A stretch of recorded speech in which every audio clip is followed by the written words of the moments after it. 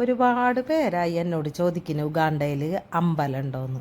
അപ്പോൾ അതേ ഇന്ന് ഞാൻ അമ്പലത്തിൽ വന്നിട്ടുണ്ട് തിങ്കളാഴ്ചയായിട്ട്. ഇതൊരമ്പലം മാത്രമാണ് കേട്ടോ, കൃഷ്ണൻ്റെ അമ്പലം. ഞങ്ങൾ എപ്പോഴും വരുന്ന അമ്പലമാണ് ഇത്. ഇതുപോലെ ഒരുപാട് അമ്പലമുണ്ട്. ഗണപതിയുടെ അമ്പലം, സായിബാബയുടെ അമ്പലം, തിരുപ്പതി, അങ്ങനെ കുറേ അമ്പലം ഇവിടെ ഉണ്ട് കേട്ടോ. ഇതാണ് ഇവിടുത്തെ പ്രതിഷ്ഠ, കൃഷ്ണനും രാധയും കണ്ട. ഇവിടെ ഞങ്ങളെപ്പോഴും വരും, എല്ലാ ഇന്ത്യക്കാരും എപ്പോഴും വരുന്ന ഒരു അമ്പലം ഇതാണ്.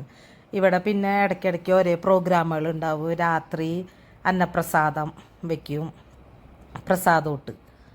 പ്രസാദോട്ട് വയ്ക്കുമ്പോൾ എല്ലാവരും വന്നത് കഴിക്കും. അങ്ങനെ നമ്മൾ ഒത്തുകൂടുന്ന ഒരു അമ്പലമാണ് ഇത്. എല്ലാവരും കൂടിയിട്ട് നവരാത്രി ആയിക്കഴിഞ്ഞാൽ 9 ദിവസം ഇവിടെ ഭയങ്കര പ്രോഗ്രാമാണ്.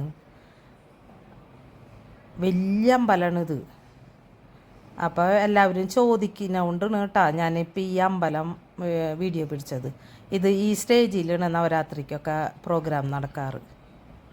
ഇവിടെ എപ്പോഴും ഇടയ്ക്കിടയ്ക്ക് ഓരോ പ്രോഗ്രാമുകൾ ഉണ്ടാവും. ഇനി ഇവിടുത്തെ ചെടികൾ കാണിച്ചു തരാം.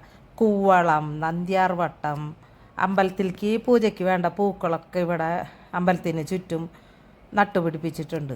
കുറേ സ്ഥലമുണ്ട് ഇവിടെ. അപ്പോൾ അവിടെയൊക്കെ ചെടികൾ നട്ടുപിടിപ്പിച്ചിട്ടുണ്ട്. നോക്കാൻ ആളുകളും ഉണ്ട്. കുറേ തരം റോസ് ഉണ്ട്. ഈ മഞ്ഞ റോസ് നമ്മുടെ വീട്ടിലുണ്ടായത് പോയി. അപ്പം ഞാൻ വിചാരിച്ചു ഇതിൽ നിന്ന് 2 കമ്പ് വെട്ടി മേടിക്കാം. ഗാർഡനറുണ്ട് നമ്മുടെ കൂടെ.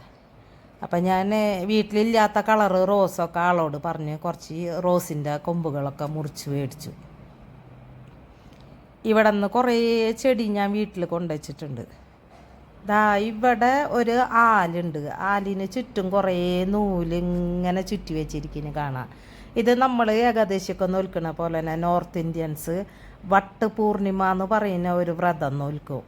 കല്യാണം കഴിഞ്ഞ പെണ്ണുങ്ങൾ ഭർത്താവിൻ്റെ ദീർഘായുസിന് വേണ്ടി ചെയ്യുന്നതാണ്. ആ വ്രതം നോറ്റിട്ട് 108 തവണ ആലുമ്മ നൂല് ചുറ്റും. അതാണ് ആ നൂല്. പിന്നെ ഇവിടേക്ക് വന്നു കഴിഞ്ഞാൽ അതേ നമ്മുടെ രാഷ്ട്രപിതാവിൻ്റെ ഒരു സ്റ്റാച്യു ഇവിടെ കാണാൻ പറ്റും അമ്പലത്തിൽ. ഇത് ഒരുപാട് വർഷം, കുറേ വർഷങ്ങളായതാണ് കേട്ടോ. ഒക്ടോബർ 2 ഒക്കെ ആകുമ്പോൾ ഇവിടെ എല്ലാ ഇന്ത്യൻസും വരും. മാലയൊക്കെ ചാർത്തി ഇവിടെ പരിപാടികളൊക്കെ ഉണ്ടാവാറുണ്ട്.